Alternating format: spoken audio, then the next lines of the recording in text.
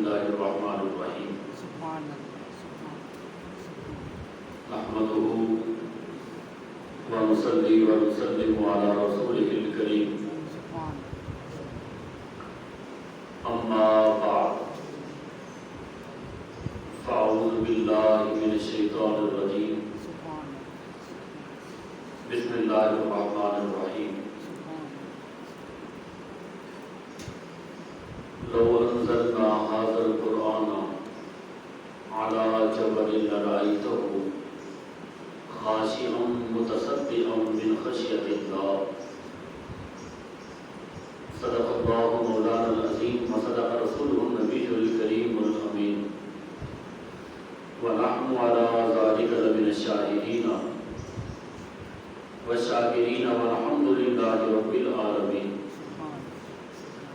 إن الله وملائكته يصلون على النبي يا أيها الذين آمنوا صلوا عليه وسلموا تسليما اللهم صل على سيدنا ومولانا محمد وعلى آل سيدنا ومولانا صلاة والسلام عليك يا سيدي يا حبيب الله وعلى آلك وأصحابك يا سيدي يا خاتم النبيين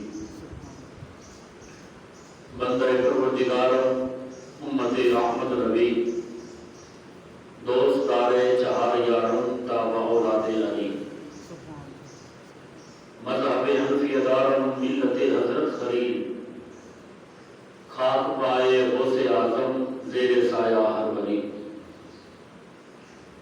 صدیق عکس حسن کمال محمد فاروق ذل جاہ جلال محمد عثمان ضیاء شمع جمال محمد حیدر بہار باغ خصال محمد اسلام ماں اطاعت خلفاء راشدین ایمان ماں حب آل محمد صلی اللہ تعالی علیہ وسلم رضوان اللہ تعالی علیہم اجمعین اواقفی وقت اللہ تبارک و تعالیٰ کا کروڑہ فضل اس کی رحمت اس کی توفیق سے آج کی اس مبارک جمعۃ المبارک پر ہم سب کو شرکت کی سعادت حاصل ہو رہی ہے میری دعا ہے رب العالمین ہم سب کو دین اور دنیا کی کامیابی عطا فرمائے اللہ کا لاکھ لاکھ کرم اس کا شکر ہے کہ اس نے جو دین ہمیں عطا کیا ہے وہ دین اسلام ہے ان الدین عند اللہ الاسلام اللہ کے نزدیک اگر کوئی پسندیدہ دین ہے تو وہ دین اسلام ہے رسول اللہ صلی اللہ علیہ وسلم ارشاد فرماتے انا خاتم النبیین لا نبی بعدی میں اللہ کا آخری نبی ہوں اور میرے بعد کوئی نبی نہیں ہے یہ بات طے شدہ ہے حرف آخر ہے کہ حضور کے بعد کوئی نبی نہیں ہے اور نہ ہی آ سکتا ہے نبی ہمیں ملا ہے تو آخری نبی اور یہ امت چل رہی ہے امت بھی آخری امت ہے حضور کے بعد جب نبی کوئی نہیں تو صاف ظاہر ہے امت بھی کوئی نہیں یہ آخری امت ہے ایک دن اللہ نے اپنے حبیب مکرم صلی اللہ علیہ وسلم سے ارشاد فرمایا کہ اے نبی تو کیا مجھ پہ اس بات پہ راضی نہیں کہ ہم نے آپ کو آخری امت عطا فرمائی آخری نبی بنایا ہے عرض کی یا اللہ میں راضی ہوں نبی ہوتا ہی کوئی ہے جو اللہ کی رضا پہ راضی رہے اللہ نے فرمایا محبوب بات یہ ہے کہ پہلی امتوں کے جتنے بھی کرتوت تھے میں نے وہ ساری تیری امت کو بتا دی ہے قرآن مجید میں جس چیزوں کی وجہ سے وہ امت تباہ ہوئی اللہ نے وہ سارا کچھ قرآن مجید میں بیان فرما دیا ہے لیکن اے نبی کنتم خیر امہ امت جو ہے وہ بہترین امت ہے کہ اس امت کے بعد کوئی امت آئے گی نہیں، لہذا ہم نے تیری امت کے عیبوں کے اوپر دنیا میں بھی پردے رکھے ہیں اور تیری شفاعت کی وجہ سے آخرت میں بھی پردے ہی رکھے ہیں۔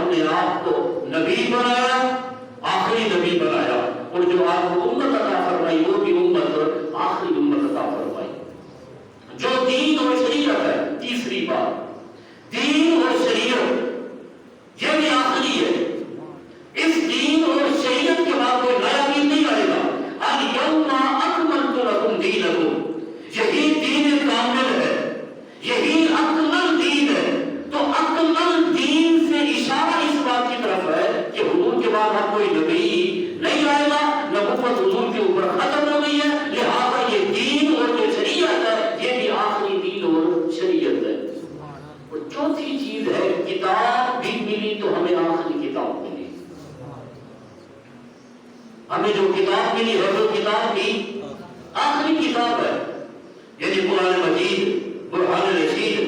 اللہ رب العزت کی طرف سے یہ وہ کتاب ہے، یہ وہ کتاب ہے قرآن مجید جس کے بارے میں یہ حضور کا زندہ معجزہ ہے۔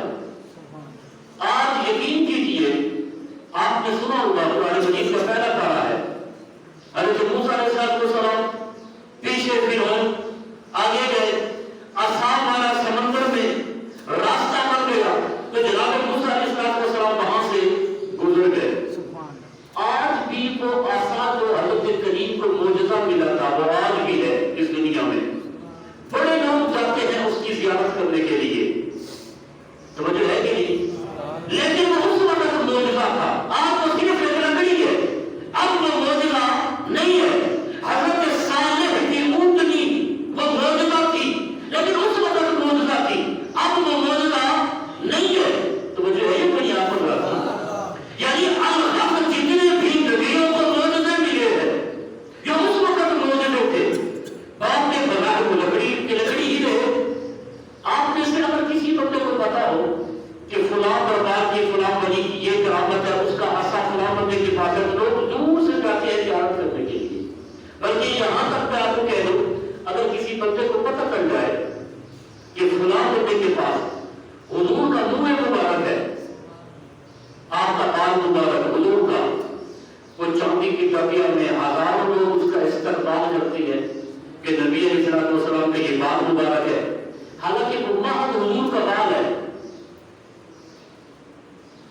ایک بال کے لیے لوگ اتنا سفر کرتے ہیں، لیکن اگر کسی نے زندہ نبی کا زندہ معجزہ دیکھنا ہے، آپ کو سفر نہیں کرنا پڑے گا، آپ میں سے ہر بندے کے پاس ہے، اس کے گھر میں ہے، موجود ہے، وہ زندہ نبی کا جو زندہ معجزہ ہے اور وہ ہے قرآن مجید، قرآن رشید۔ اگر کسی بندے نے حضور کا اصلی شکل میں معجزہ دیکھنا ہے جس میں کوئی تبدیلی نہ ہو اور آج بھی وہ معجزہ ہو، یہ دیکھو میں بات کر چکا ہوں، حضرت موسیٰ علیہ السلام کا وہ عصا جو اس وقت انہوں نے دریا میں پھینکا تھا، راستہ بن گیا، وہ آج بھی موجود ہے، مگر وہ آج معجزہ نہیں ہے، مگر قرآن مجید اللہ رب العزت کی طرف سے جو حضور کو یہ معجزہ ملا ہے، یہ آج بھی معجزہ ہے اور قیامت تک یہ معجزہ رہے گا، اور یہی معجزہ آج بھی یہ چیلنج ہے۔ قرآن مجید کے مقابلے میں کافی لوگ ہیں کہنے لگے یہ بند خراب کتاب ہے، رات کو کوئی بندہ آتا ہے، یہ بیٹھ کے، یہ جو نبی ہے بیٹھ کے وہ کھڑتے ہیں۔ اللہ نے چیلنج کیا، پہلا چیلنج، اگر یہ کتاب قرآن مجید یہ محض نبی میں کھڑا ہے تو تم ایسی کتاب لے کر آ جاؤ، اس کے مقابلے میں کوئی کتاب لے کر آؤ، لیکن وہ کتاب نہ لا سکے۔ پھر دوسرا چیلنج ہوا، اگر اس کتاب کے مقابلے میں کوئی کتاب نہیں لا کے لایا کر سکتے تو 10 سپارے قرآن مجید کے، یا 30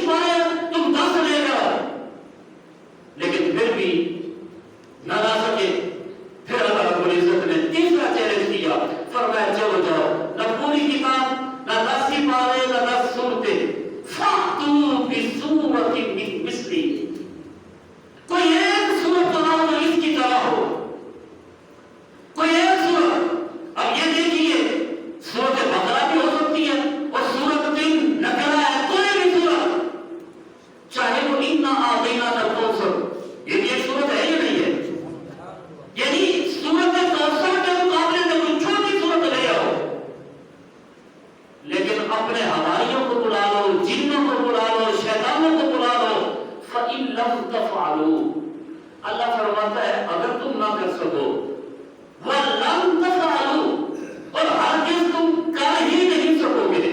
تو جو ہے کہ نہیں، کیسا عظیم چیلنج ہے. پہلے فرمایا تم نہیں کر سکتے، پھر فرمایا لم کے ساتھ تاکید، اور ہرگز تم کر ہی نہیں سکو گے.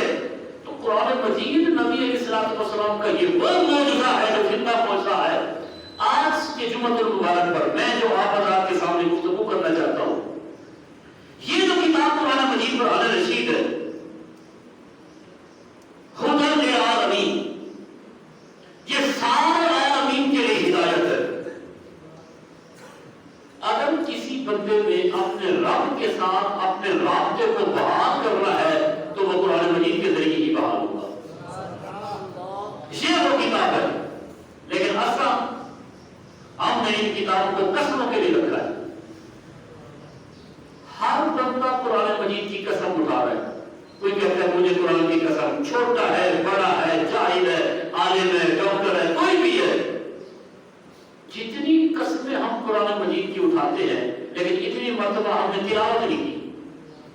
جتنی بار ہم قسمیں اٹھاتے ہیں اتنی بار ہم تلاوت تو نہیں کرتے. ظالم کچھ ایسے ہوتے ہیں جو قسم اٹھاتی پڑھو پڑھ جائے، جہاں بھی فیصلے ہوتے ہیں آپ کی قرآن مجید کے اوپر ہاتھ رکھے. پھر معاملہ اس تیزی کے ساتھ آگے بڑھا، قرآن مجید کے اوپر ہاتھ رکھا جا رہا ہے. پھر آگے معاملہ اس تیزی کے ساتھ بڑھا، اب ہاتھ نہیں، اب اس پورے قرآن کو سر پر اٹھاؤ. یہ تو شفا تھی قرآن مجید، یہ تو رحمت والی کتاب تھی. پھر معاملہ اس تیزی تک آیا کہ اب قرآن کو اٹھا کر مسجد میں داخل ہو. یہ قرآن مجید میں قسموں کے لیے آیا ہے، یہ قرآن مجید میں ختمات کے لیے آیا ہے، یہ قرآن مجید بحث برکت کے لیے آیا ہے. نہیں اللہ کے بندے فرمایا فیہ شفاء و رحمت، یہ قرآن مجید تیرے اور میرے لیے شفا ہے، یہ رحمت کی کتاب ہے. اور شفا بھی کیسی؟ آج یقین کیجیے قرآن مجید سے لوگوں کا اعتقاد ختم ہو گیا ہے. ہم جاتے ہیں باہر، فٹ پاتھ کے اوپر ایک نجومی بیٹھا ہے جو لوگوں کی تقدیروں کے فیصلے کر رہا ہے. اس نے ہاتھ چیک کیا، یہ فلاں کام کرے گی، کیا کرے گی؟ 2.5 کلو گوشت بڑا تازہ اسی دن کا ہو، پرانا بھی نہ ہو، اس کو آپ کا قبرستان میں پھینک کراؤ 2.5 کلو گوشت کو. اب آپ کو اندازہ لگے 2.5 کلو گوشت کتنے کا ہوتا ہے. مرغی کو ذبح کر کے چھت کے اوپر پھینک دے. کیوں؟ یہ اس بندے نے کہا جو بالکل دین سے جاہل ہے. یہ نجومی، یہ جو بنگالی بابا ہے جو 6 مہینے تک اس نے غسل نہیں کیا، اس کے بدن سے بدبو آتی ہے، لیکن ہمارے لوگ انتھی عقیدت کے ساتھ اس کی طرف جا رہے ہیں. اللہ کے بندے 2,500 کے گوشت سے بہتر ہے. تیرا جو پڑوسی ہے وہ ایک دن کے کھانے کے لیے وہ ترس رہا ہے. دین تو اس طرح کی تربیت نہیں کرتا، قرآن مجید قرآن رشید تو اس طرح کی تربیت نہیں کرتا. آپ دیکھیں صحابہ کرام علیہم رضوان، بڑی زبردست حدیث مبارکہ آپ کے سامنے پیش کر رہا ہوں. اگر عزت والی کتاب ہے، عزت والی کتاب ہے تو وہ قرآن مجید ہے. حدیث میں آتا ہے صحابہ کرام علیہم رضوان سفر کر رہے تھے. سفر کرتے کرتے تھکاوٹ ہو گئی، پانی کی بھی قلت ہو گئی، خوراک کی بھی قلت ہو گئی، ہر چیز ختم ہو گئی. ایک بستی کے قریب جا کر انہوں نے جھوپڑی لگا دی، بیٹھ گئے.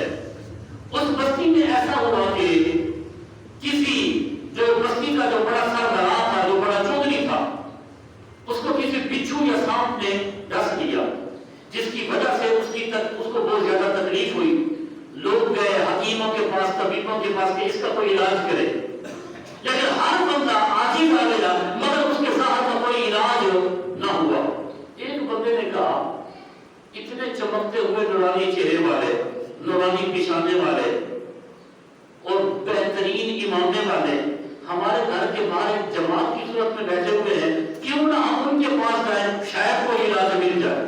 توجہ ہے کہ نہیں؟ اس بہترین جماعت کا نام صحابہ کرام علیہم رضوان کی جماعت. یقین کیجئے دنیا میں بہت بڑے معلم آئے ہوں گے، استاد ہے، آج تک کسی معلم اور استاد نے یہ دعویٰ نہیں کیا کہ میرے سارے شاگرد کامیاب ہے. کوئی معلم یہ دعویٰ نہیں کرے گا، کوئی استاد یہ دعویٰ نہیں کرے گا.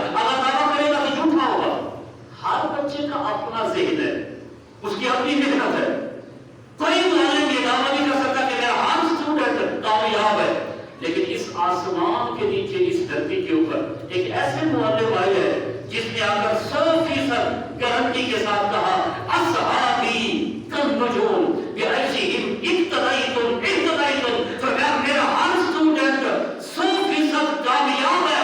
اصحابی کالنجوم وہ ستاروں کی طرح ہے. بعیشہم اقتدیتم تم جس کے بھی پیچھے جاؤ گے ہدایت لے کر اور انشاءاللہ جب واپس آؤ گے تو کامیابی کے ساتھ واپس آؤ گے.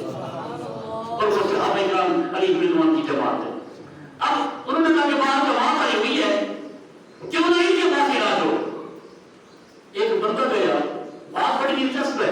جب باہر کے صحابہ کرام رضوان کے پاس کی اس طرح کہ ہمارے چودھری کو کسی سانپ نے یا بچھو نے سانپ یا بچھو یہ دو ہی کہتے ہیں ڈس لیا ہے آپ کے پاس کوئی علاج ہے تو آپ بتائیں. چمکتے ہوئے چہرے ہیں چمکتی ہوئی زمین ہے اس کا کوئی حل بتائیں. یہ صحابی آگے بڑھے انہوں نے کہا کہ ہمارے پاس اس کا حل ہے. توجہ ہے میری میرے پاس اس کا حل ہے اور 100% میں تمہیں گارنٹی کے ساتھ کہتا ہوں کہ تمہارا جو بندہ ہے وہ ٹھیک ہو جائے گا. انہوں نے کہا کہ یہ علاج تو مت کرے. وہ صحابی کہنے لگے علاج بعد میں کروں گا پہلے یوں کرے کہ ہمیں کھانا بھی دیں پانی بھی دیں راشن بھی دیں. توجہ ہے پہلے کچھ لگے کہ ایسے علاج نہیں ہوگا. آپ وہ مرتے کیا نہ کرتے انہوں نے کھانے پینے راشن وغیرہ کا انتظام کر دیا. اب یہ صحابی گئے اس کے پاس انہوں نے دم کیا فوراً وہ بندہ ٹھیک ہو گیا. اب جب یہ راشن لے کر واپس آئے صحابہ کرام میں دو گروہ بن گئے. ایک نے کہا کہ ہمارے لیے جائز ہم نہیں کھاتے یہ تو تم نے پہلے سے یہ کام کر لیا ہے ہم تو بھی نہیں کھاتے. کچھ نے کہا کہ ہم کھائیں گے. اب جب دو گروہ اس میں بن گئے کہ آپ نے یہ غلط طریقے سے وصول فرمایا ہے جیسے آپ نے کہا لڑنے کی ضرورت نہیں اللہ کے رسول موجود ہے جا کر فیصلہ کروا لیتے. توجہ ہے یہ کوئی نہیں آپ بتا. اچھا جب گئے حضور علیہ السلام کی بارگاہ میں شکایت کی تو ساتھ ساتھ شکایت انہوں نے کی ہوگی جنہوں نے کھایا یہی ہوگا نا. شکایت انہوں نے کی ہوگی جنہوں نے کچھ کھایا نہیں ہے. جب انہوں نے جا کر عرض کیا رسول اللہ اس طرح ہم ایک بستی کے قریب ٹھہرے ان کا جو سردار تھا بڑا ان کو بچھو نے ڈنک مار لیا تو یہ فلانے کے پاس آئے. انہوں نے کہا کہ ہمیں اشیاء خود روش چاہیے دم کریں گے تو یا رسول اللہ وہ انہوں نے ہمیں دیا لیکن ہم نے کھایا نہیں ہے کہ ہم نے کہا یہ ہمارے لیے جائز نہیں ہے. اللہ کے رسول نے سب سے پہلے اس گروہ کی طرف دیکھا جو کھا کر آئے تھے. آپ نے ارشاد فرمایا کہ میرا حصہ بھی تم نے رکھا ہے کہ نہیں میرا حصہ بھی تم نے رکھا ہے کہ نہیں.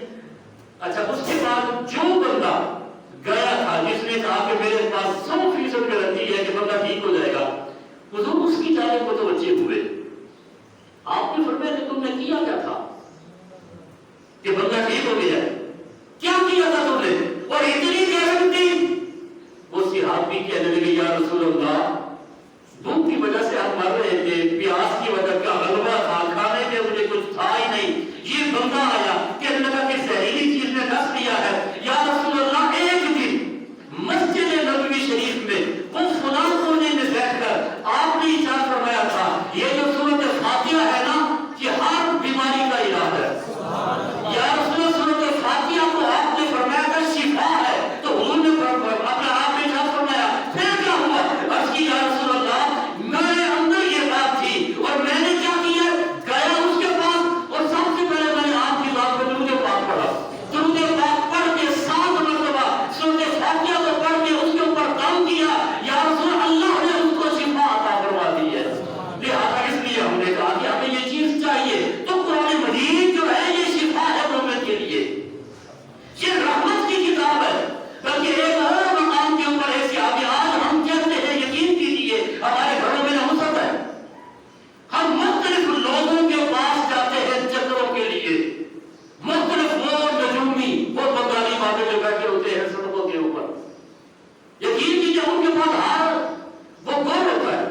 مثال کے طور پر اب آپ بیٹھے ہیں جی اب 1 منٹ کے لیے میں آپ کے سامنے بنگالی بابا بن کرتا ہوں. میں آپ کو کہتا ہوں آپ کی سب کی میں نے شکل دیکھ لی ہے مجھے پتا ہے اس وقت آپ کو کیا مسئلہ ہے بتا دوں میں تو مجھے نہیں فرمائیے کچھ بولو تو صحیح. میں آپ کو علم غیب بتاتا ہوں جی مسئلہ ہے وہ یہ ہے فوجی صاحب، آپ جو قدم آگے اٹھاتے ہیں نا وہ پیچھے ہٹتا ہے. آپ میں رزق کا مسئلہ ہے سب سے بڑا بات. پریشان ہے، مہینے کا راشن 20 دن میں ختم ہو جاتا ہے. مہینے کا جو راشن ہے، رزق کا سب سے بڑا مسئلہ ہے. اکثر آپ کے گھر میں تھوڑی بہت لڑائی جھگڑا رہ جاتا ہے، سر میں درد رہتا ہے، چڑچڑاپن، سوتے ہیں تو اٹھ نہیں سکتے. تو مجھے یہ کوئی نہیں آپ ساس بہو کی بھی گھر میں تھوڑی تھوڑی چپرس چلتی رہتی ہے. یہ آپ کے گھر میں ابھی ایک آدمی ٹھیک ہوتا نہیں اچھی طرح، دوسرا بیمار ہو جاتا ہے. تو مجھے یہ کوئی نہیں. آپ کے گھر میں جو مسئلہ ہے، ایک ٹھیک ہوتا نہیں دوسرا، کبھی بندوں کو تکلیف کبھی جانوروں میں تکلیف. سال میں ایک ہفتے یا 6 مہینے میں ایک ہفتے ڈنگر آپ کا حرام ہو جاتا ہے، یا بڑی مشکل سے آپ بھاگتے ہیں اس کے اوپر چھری پھیرتے ہیں. یہ سارے آپ کے مسئلے ہیں. چڑچڑاپن کا شکار ہو جاتے ہیں. کبھی کبھی جب آپ باہر ہوتے ہیں نا آپ بڑا خوش ہوتے ہیں، لیکن جب گھر آتے ہیں تو وہی چڑچڑاپن، پریشان ہو جاتے ہیں. تو سیدھی دسو یہ مسئلے ہے یا کوئی نہیں؟ مان گئے ہو یا کوئی نہ؟ اے سارے مسئلے اے ترجیح جی. علاج، اب آئیے اس کا علاج میں آپ کو بتاؤں. ان مسئلوں کا علاج یہ ہے، 19 نلکیاں کا پانی تو بوتل چ بھرنے. کتنے نلکے؟ 19 نلکیاں کا پانی. کالا پتلا بغیر سنگا والا ایسا سا جناب لے کے آنا. 5 پرانیاں قبراں، وہ بندے جو منگل والے دن مرے ہوئے انہوں کا کھانا چڑھتی میں جو بندے تھے ہو گئے ذلیل. چونکہ اعتقاد پہلے تو بڑھ گیا جی، باقی انہوں نے گھر کا گھر ٹھیک کی تھی. ایسے نسخے آ گئے پھر کیا آ گیا بھائی؟ اب یہ نسخے مل رہے ہیں جی، فلاں کام فلاں یہ کام کرے، فلاں یہ کام کرے. اچھا کوئی تھوڑا سا شرعی ہوگا نا، یہ وہ طبقہ ہے جو بالکل جاہل ہے، اور ان سے سب سے وہ جاہل ہے اور یہ کام کرنے والا سب سے اجہل ترین ہے. اگر وہ کوئی دیندار ہوگا نا تو وہ آپ کو یہ کہے گا آپ اس طرح کریں. تقریباً کوئی 8000 مرتبہ سورۃ بقرہ پڑھوائے. اور 8000 مرتبہ کون پڑھے؟ اصل نار مدرسہ سے مطلب تو پڑھواؤ کہ اللہ کے بغیر پیسے کیوں ٹھگی پہ دیتے پڑھے مولوی تو وہ جو نہیں پڑھوائی آپ نے. انہیں آپ کیونکہ پڑھنا کوئی نہیں. یعنی یہ وہ لوگ ہیں جو بالکل جاہل ترین ہے اور ہماری دوسرے اعتقادی کا فائدہ اٹھاتے ہیں. اور اللہ کے بندے، یہ وہ لوگ ہیں جو دین کے اندر رحمت ڈال رہے ہیں. اللہ کے رسول کو ارشاد فرماتے ہیں تیرے گھر میں کچھ بھی ہو، بیماری ہو یا جو بھی ہے، پر میں علاج کیا ہے؟ آقا کریم کی بارگاہ میں ایک شخص آیا، حضور رزق کا مسئلہ ہے، گھر میں اکثر جھگڑا رہتا ہے، پر میں تیرے گھر میں قرآن تو ہے نا، اس کی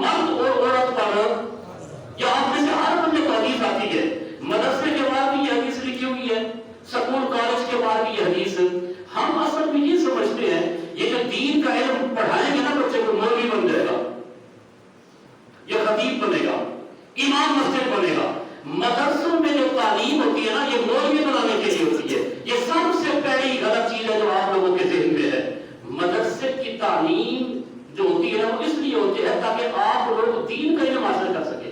بس کوئی ضروری نہیں ہے کہ جو بچہ حافظ قرآن یا کوئی عالم دین ہوگا یا جس کو اپنا شریعت کے مسئلے کا پتہ ہوگا وہ تراویح پڑھائے گا, امامت کرے گا یا وہ خطیب بنے گا. ایسی بات تو ہرگز ہے ہی نہیں. صحابہ کرام علیہم رضوان میں عالم بھی تھے, تاجر بھی تھے. توجہ نہیں فرمائی آپ نے؟ عالم بھی تھے اور تاجر بھی تھے. تجارت کر رہے ہیں, عالم بھی ہے. یعنی دین کا علم تو ہر بندے کے لیے ضروری ہے نا. ایک کسان ہے, ایک جج ہے, اس کے لیے بھی مدرسے میں آ کر دین کی تعلیم حاصل کرنا یہ کوئی مربع نصاب یہ میں نہیں کہتا کہ درس نظامی وغیرہ, یعنی حلال حرام کی تمیز تو اسے بھی ہونی چاہیے نا. اس کے پاس زمین کا کچھ رقبہ ہے, اب اس نے اوسط اس سے لینی ہے. اب اس کسان کو اتنا تو پتہ ہونا چاہیے کہ جو میں اوسط زمین سے مجھے ملی ہے کتنا وہ حق ہے جو شریعت کا ہے, شریعت کو دینا واجب ہے, اور کتنا میں رکھ سکتا ہوں. اس بات کا علم تو اسے ہونا چاہیے یا نہیں ہونا چاہیے؟ یہ تب ہوگا جب وہ دین کا علم حاصل کرے گا. کچھ علاقے وہ ہیں جہاں 10واں حصہ واجب ہوتا ہے, کچھ علاقے وہ ہیں جہاں 20واں واجب ہوتا ہے. جیسے ہمارا علاقہ, اس میں نصف عشر ہے, یعنی 20 من میں سے 1 من, اور کچھ وہ ہے جہاں 10 من میں سے 1 من واجب ہے. لیکن ہمیں پتہ ہونا چاہیے زمین کس کی ہے اور اس کے میں کھیتی باڑی کون کر رہا ہے. میری زمین ہے, کھیتی باڑی اور کر رہا ہے. اب وہ جو اوسط وہ اٹھائے گا, اب عشر زمین کا مالک دے گا یا وہ مستاجر دے گا. ان مسئلوں کا علم تو ہمیں ہونا چاہیے کہ نہیں ہونا چاہیے. دین کا ہم یہ سمجھتے ہیں کہ اس وقت میرے پاس الحمدللہ وہ کروڑ پتی ہوں, میں بینک بیلنس ہے, تو مجھے کیا ضرورت ہے اپنے بیٹے کو پڑھانے کی؟ مجھے تو کوئی ضرورت ہی نہیں ہے. میں نے بڑا ہو کر جب بننا ہی تاجر ہے, یہ سامنے والی میں نے دکان چلانی ہے, تو مجھے کیا ضرورت ہے دین کا علم حاصل کرنے کی؟ اللہ کے بندے دکان تمہیں چلانی ہے تو دکان میں حلال حرام کی تمیز ہوگی تو چلائے گا نا. تو وہ جو نہیں فرمائی.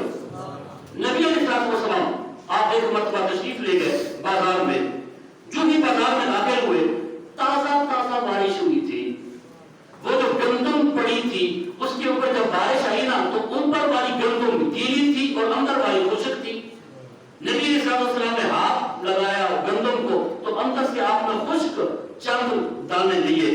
آپ نے فرمایا یہ کیا ہے؟ آپ دیکھ رہے ہیں کہ یہ بارش ہوئی ہے تو اوپر والی گیلی ہے, نیچے ٹھیک ہے. آپ نے ارشاد فرمایا یوں کرو کہ گیلی کو الگ رکھو اور خشک کو, ان دونوں کا ریٹ ہی الگ الگ ہے. تو یہ تب ہوگا جب حلال حرام کی تمیز, جب دین کا علم ہمیں آئے گا تبھی ہے نا. ضرور اس بات کو ذہن سے نکال دے کہ مدرسے کا جو علم ہوتا ہے نا وہ مولوی بنانے کے لیے ہوتا ہے. ایسا ہرگز نہیں ہے, اور ہمیں ضرورت ہی نہیں ہے. ہمارے پاس تو پیسہ ہے, کاروبار ہے.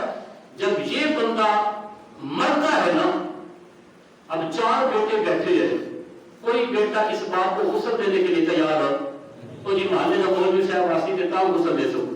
کیوں بھائی تم اپنے باپ کو مارا مارا تو غسل تم کیوں نہیں دے سکتے بھائی؟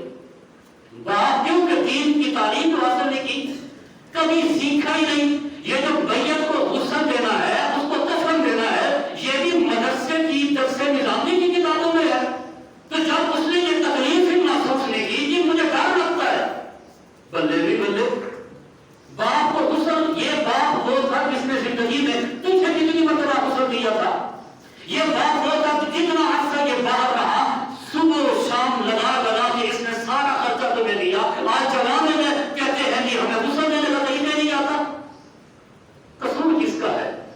بڑا بیٹا نماز جنازہ پڑھا ہے, اب بڑے بیٹے کو نماز جنازہ کیا اس کو وضو کا طریقہ آتا ہی نہیں ہے. قصور اس بابے کا ہے جو کہتا تھا مجھے کیا ضرورت ہے دین کا علم پڑھانے کے لیے. نبی علیہ السلام نے ارشاد فرمایا جب میت کو غسل دیا جاتا ہے نا, جو غسل دینے والا بٹن کو کھولتا ہے اندر سے آواز آ, اس کو تکلیف ہوتی ہے. کہتے وہ غسل دینے والا ہاتھ بول رہا کہ ذرا ابھی تک موت کا جھٹکا محسوس کر رہا ہوں. تو جب بیٹا ہوگا نا تو وہ صاحب والے نرمی کے ساتھ ہاتھ لگائے گا یا نہیں لگائے گا؟ تو کم از کم دین کی اتنی تعلیم تو ہمارے پاس ہونی چاہیے کہ ہم اگر تاجر ہیں تو وہ سارے مسائل ہمیں پتہ ہونا چاہیے.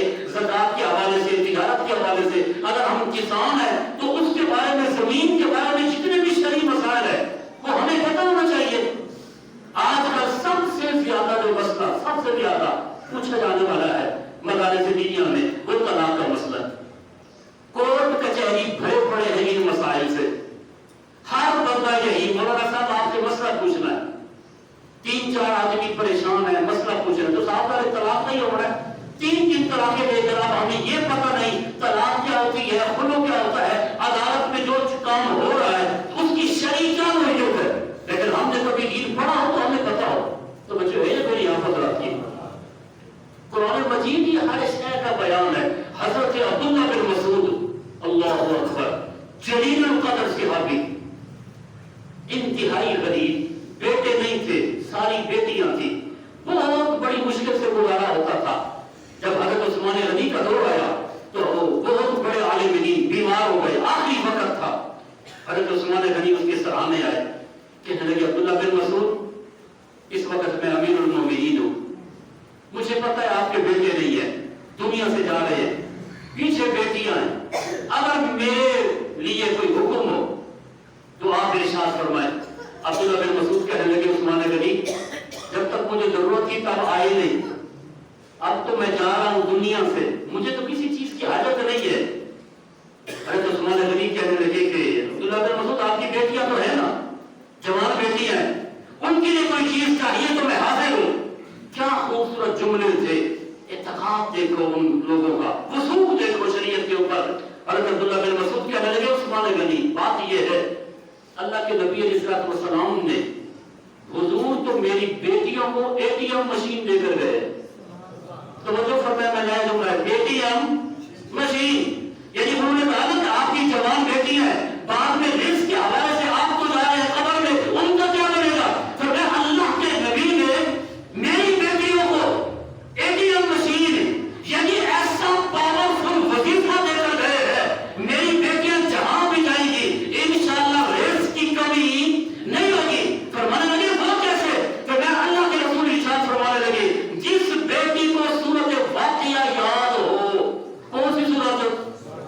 سورۃ واقعہ جس کو یاد ہو، اس کی صحیح تلاوت کر سکے، وہ جس گھر میں بھی جائے گی اللہ کبھی بھی اس کے گھر سے رزق کو ختم ہونے نہیں دے گا۔ اور میں نے اپنی بیٹیوں کو سورۃ واقعہ جو ہے وہ زبانی یاد کرا دی ہے، اور مجھے اللہ کی نبی کی زبان کے اوپر اعتماد ہے، لہذا آپ کی گران کی ضرورت نہیں ہے۔ فیہ شفاء و رحمت، قرآن مجید ہر بیماری کی شفا ہے، ہر چیز کا وظیفہ ہے۔ ہمیں چاہیے کہ ہم اپنا رابطہ، اپنی زندگی کا ہر مسئلہ ہم قرآن مجید کے ساتھ آسانی سے نکال سکتے ہیں۔ یہ میں نے پہلے بھی آپ حضرات کے سامنے یہ عرض کیا تھا، ایک بادشاہ نے خط لکھا ایک وزیر کو، کہا وہ جو فلاں رقبہ پڑا ہے نا بے آباد، اس میں خوبصورت محل بنا دو، وہ جو فلاں رقبہ پڑا ہے اس میں محل بنا دو۔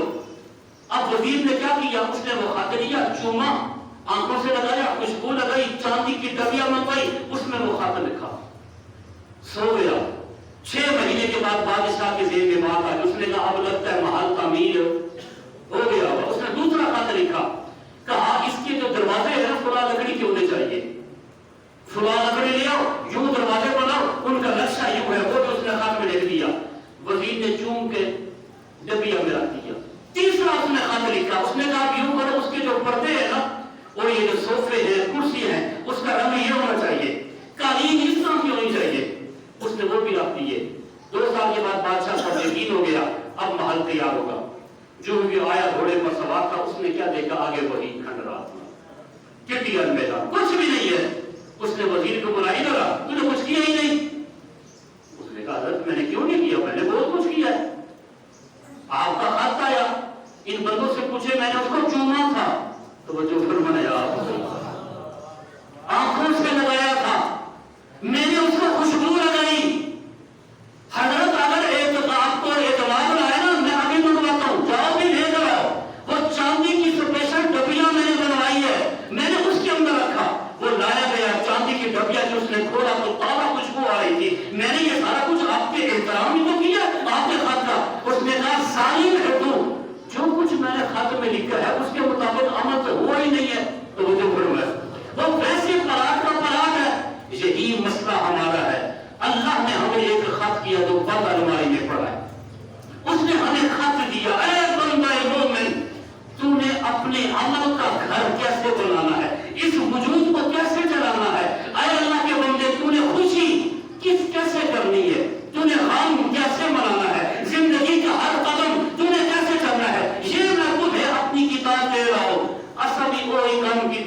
जामुन चाट के खुशबू लगा के अंदर पे है, तो वो जो नहीं फरमाई। बाकी सारे फैसले अपने अपनी मर्जी के मुताबिक करें। रब्बुल आलमीन की बारगाह में दुआ है, अल्लाह कुरान मजीद की तालीमात और हर बंदा इसकी तालीम हासिल करे। और आजकल मदारिस दीनिया में, इसलिए आज मैंने ये मौजूद रखा है, मदारिस दीनिया में दाखिले हो रहे हैं, हर जगह हो रहे हैं। अपने एक बच्चे को हाफिज़ कुरान आलिम दीन जरूर बनाए। आप में से हर बंदे को पता है, पहले दिन बच्चा नूरानी का सीने के साथ लगाकर जब जाता है तो फरिश्ते क्या करते हैं? अभी उसने पढ़ा, पहला दिन में पढ़ा नहीं है, अलिफ बा ता सा या तक भी उसको नहीं आता, अभी तो पढ़ने जा रहा है, फरिश्ते पर बिछा रहे हैं। अगर पढ़ जाएगा तो, अगर पढ़ाएगा तो, अगर उस पढ़े हुए पे अमल करेगा तो फिर अजमतें यूं बरकतें देखेगा। और आप यकीन कीजिए, एक बच्चे को हाफिज़ कुरान जिंदगी में आपका बेटा है उसको करें, भतीजा है, भांजा है, जो भी है, एक बच्चे को सदका जारिया के तौर पर जरूर दीन के साथ वक़्फ़ करे। रब्बुल आलमीन आप सबको कुरान मजीद का फ़हम अता फरमाए। और इंशाअल्लाह कल से इसी जामिया में भी दाखिले शुरू है और पीर वाले दिन इंशाअल्लाह बिस्मिल्लाह शरीफ से आगाज होगा। कल से अल्हम्दुलिल्लाह वो साहब का तालिब इल्म आना शुरू हो जाएंगे। आप अपने बच्चों को इर्द गिर्द, बाद में चूंकि हमारे लिए मसला ये बन जाता है रिहाइश के, हमारे पास 3 से 4 कमरे हैं, तो हम रिहायशी तो इतने रख भी नहीं सकते जब तक हमारी न्यू बिल्डिंग तामीर नहीं होती। तो इसलिए वो रिहायशी जो दाखिले होते हैं वो महदूद होते हैं। आप हज़रात इसमें जो है वो हमारे साथ ताउन कीजिए, ज़्यादा से ज़्यादा जितने हो सकते हैं। बिलखसूस दर्स निज़ामी के तलबा को हम तरजीह देते हैं। रब्बुल आलमीन इस इदारे को दिन दुगनी रात चौगुनी तरक्की अता फरमाए। आमीन व आखिर दावा।